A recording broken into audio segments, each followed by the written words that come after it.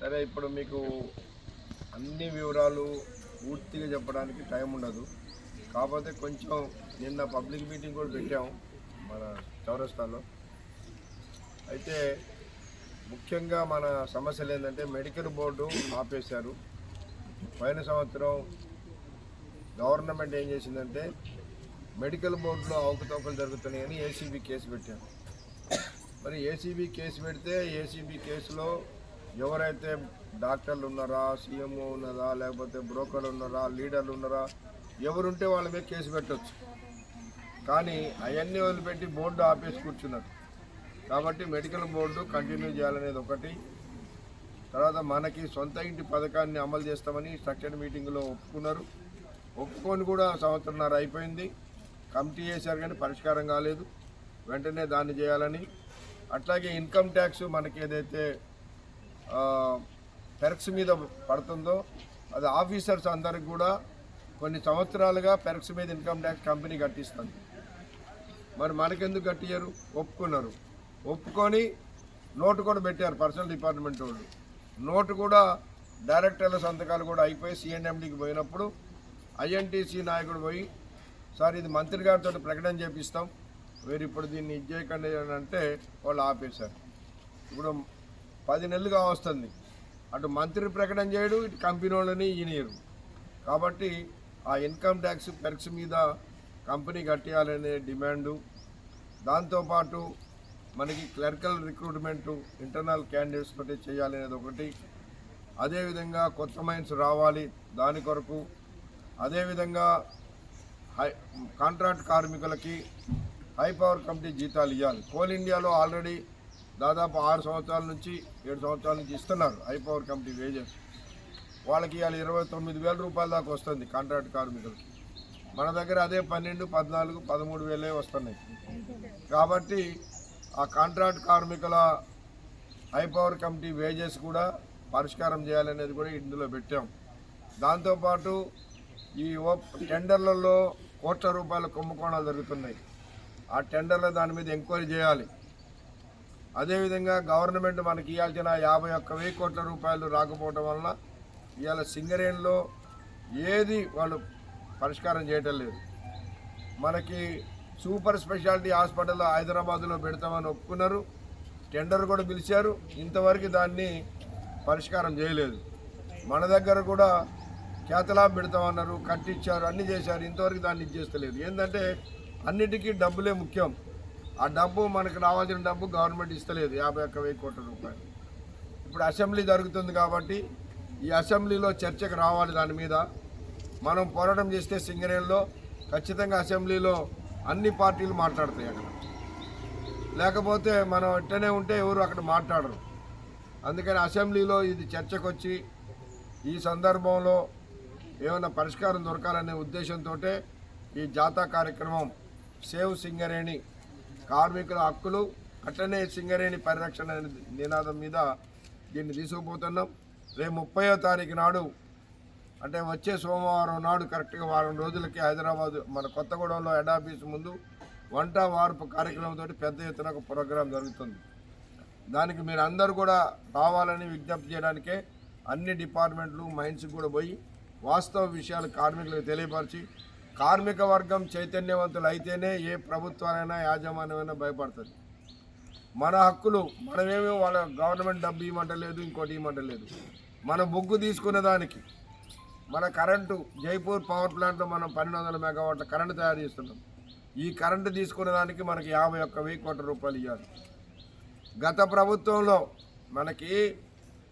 మనకి తెలంగాణ రాష్ట్రం రాకముందు ఉమ్మడి ఆంధ్రప్రదేశ్ ఉన్నప్పుడు ఏ గవర్నమెంట్ ఉన్నా, రాజశేఖర రెడ్డి ముఖ్యమంత్రి ఉన్నాడు, చంద్రబాబు నాయుడు ముఖ్యమంత్రి ఉన్నప్పుడు, రోషయ్య ముఖ్యమంత్రి ఉన్నప్పుడు, లేదా ఇంకా ఎన్టీ రామారావు ఉన్నప్పుడు ఎప్పుడు కూడా మన బొగ్గు కొనడానికి మన కరెంటు తీసుకున్న దానికి రూపాయి ఆపలేదు. ఎప్పుడు డబ్బులు అప్పుడు ఇచ్చేసారు. కానీ పోయినసారి టీఆర్ఎస్ గవర్నమెంట్ ఉన్నప్పుడు వాళ్ళు సంవత్సరానికి ఇంత ఆపుకుంటా వాళ్ళు దిగిపోయే నాటికి కేసీఆర్ గారు ప్రభుత్వం దిగిపోయే నాటికి 26,000 కోట్ల రూపాయలు ఇవ్వాలి.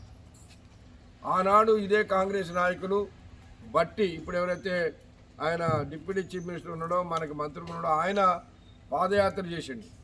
పాదయాత్ర చేసి మన ఇందారం బాయికి వచ్చినప్పుడు మేము మెమోరం ఇచ్చినాం. సార్ మాకు అప్పటికి 21,000 కోట్లు, ఆనాటికి 21,000 కోట్ల రూపాయలు ఇవ్వాలి, గవర్నమెంట్ ఇస్తలేదు, మా సింగరేణి నష్టాలు పోయే పరిస్థితి ఉంటాయి అంటే ఆయన ప్రెస్ మీట్ పెట్టి స్వయంగా ఆయన చెప్పింది ఏంది, మంచిర్యాలలో టీఆర్ఎస్ గవర్నమెంట్ సింగరేణి అంతా దోసుకుంటుంది, మన డబ్బులన్నీ వాళ్ళు ఇచ్చేస్తున్నారు, సింగరేణి నష్టాల్లో పోద్ది, కాబట్టి దీని కొరకు కొట్లాడదామని చెప్పి చెప్పింది. మరి ఇలా ఆయన గవర్నమెంట్ వచ్చింది, ఆయన డిప్యూటీ చీఫ్ మినిస్టర్ అయ్యిండు, ఆయనే ఇవాళ బొగ్గుకి కరెంటుకి మంత్రి ఆయనే, ఇప్పుడు 51,000 కోట్ల రూపాయలు ఇవ్వాలి, ఈయన మాట్లాడతలేదు. కాబట్టి ఆ డబ్బులు మనకి కనుక వస్తే మన పనులన్నీ జరుగుతాయి, మన డిమాండ్లు అన్నీ అవుతాయి. ఆ డబ్బు లేకనే ఇప్పుడు సింగరేణి ఇట్లుంది. నిన్నటిదాకా ఒక సిఎన్ఎండి ఉన్నాడు, ఆయన ఏమన్నాడు, ఏ సింగరేణి ఇంటర్నేషనల్ కంపెనీ అయిద్దాయా, బొగ్గేంది, బొగ్గుతో పాటు బంగారం తీద్దాం ఆ రాష్ట్రంలో, ఈ రాష్ట్రంలో రాగి తీద్దాం, ఆ రాష్ట్రంలో కరెంటు పెడదాం, ఆ దేశంలో అది చేద్దామని చెప్పింది. ఇప్పుడు వచ్చిన సిఎన్ఎండి ఏమంటుందంటే, అరే ఇంకా 3-4 నెలలు పోతే జీతాలు ఇచ్చే పరిస్థితి లేదా సింగరేణిలో అంటాడు. మరి ఏమైనట్టు, మన డబ్బు అంతా ఏమైంది అంటే గవర్నమెంటు కోట్లాది రూపాయలు టీఆర్ఎస్ ఉన్నప్పుడు ఒక్కొక్క ఎమ్మెల్యేకి మన సింగరేణి కంపెనీ సంవత్సరానికి ₹1,00,00,000 ఇచ్చింది. ఇది అన్యాయం అని అందరం అన్నాం, కాంగ్రెస్ అన్నది మనం అన్నాం, అందరం అన్నాం.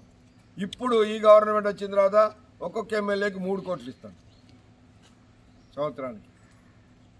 మరి ఈ విధంగా సింగరేణి డబ్బుని మనకేమో మన క్వార్టర్ రిపేర్ చేయడానికి కూడా వాళ్ళకి దగ్గర డబ్బు లేదట, మనకి అలవెన్సులు పెరక్స్ మీద ఇన్కమ్ ట్యాక్స్ ఇవ్వడానికి డబ్బు లేదట, కాంట్రాక్ట్ కార్మికులకి కోల్ ఇండియాలో ఇచ్చినట్టు జీతాలు ఇవ్వమంటే డబ్బు లేదట, కానీ గవర్నమెంట్కి ఇవ్వడానికి మాత్రం 100 కోట్ల రూపాయలు వస్తున్నాయి.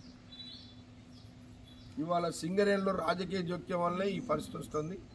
కాబట్టి దీనికి వ్యతిరేకంగా ఏ కార్మిక సంఘం అంతకుముందు టీబీజీ కేసు గెలిచింది, ఏదన్నా డిమాండ్లు ఉంటే ఏం చేయాలి, టీబీజీ కేసుతోటే మేనేజ్మెంట్ మాట్లాడి పరిష్కారం చేయాలి.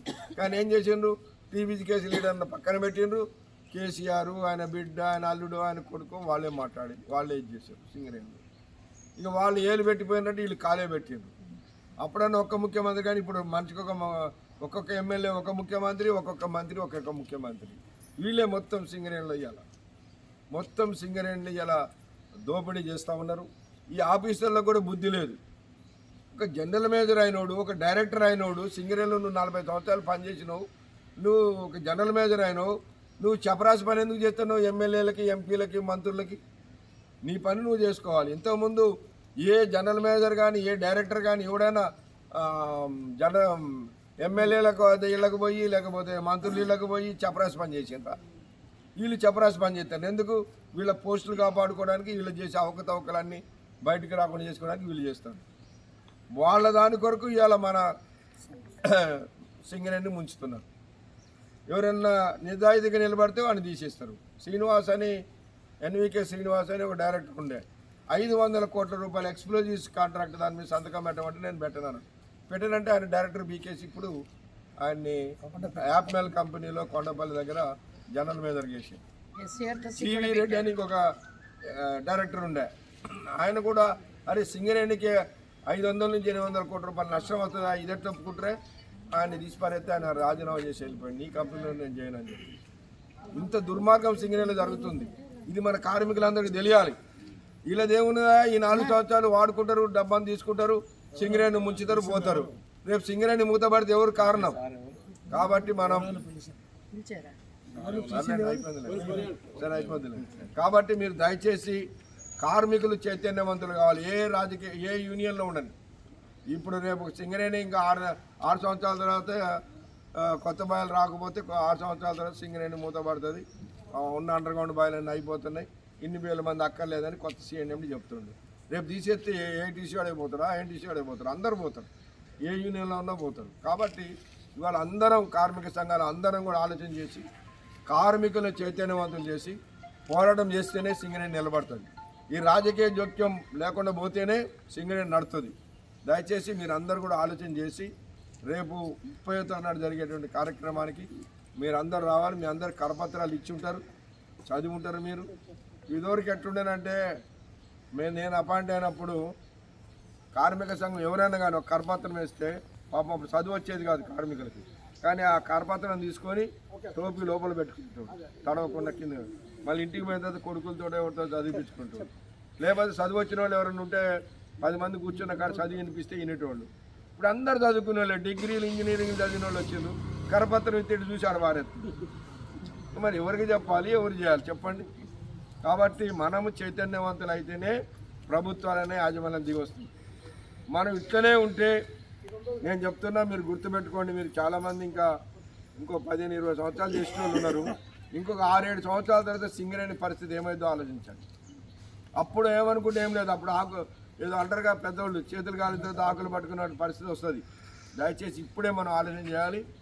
ఏ కార్మిక సంఘంలోనే ఎవరైనా ఉండని మనందరం కలిసికట్టుగా పోరాటం చేస్తేనే యాజమాన్యం దిగొస్తుంది. రేపు 30వ తారీఖు నాడు కనుక మనం చేసే దాని మీద ప్రభుత్వం యాజమాన్యం స్పందించి పరిష్కారం చేయకపోతే ఏప్రిల్ నెలలో అన్ని కార్మిక సంఘాలను కలుపుకొని సమ్మెకు పిలిపిస్తాం. దానికి కూడా మీరు సిద్ధంగా ఉండాలని కోరుతున్నాం. Thank you.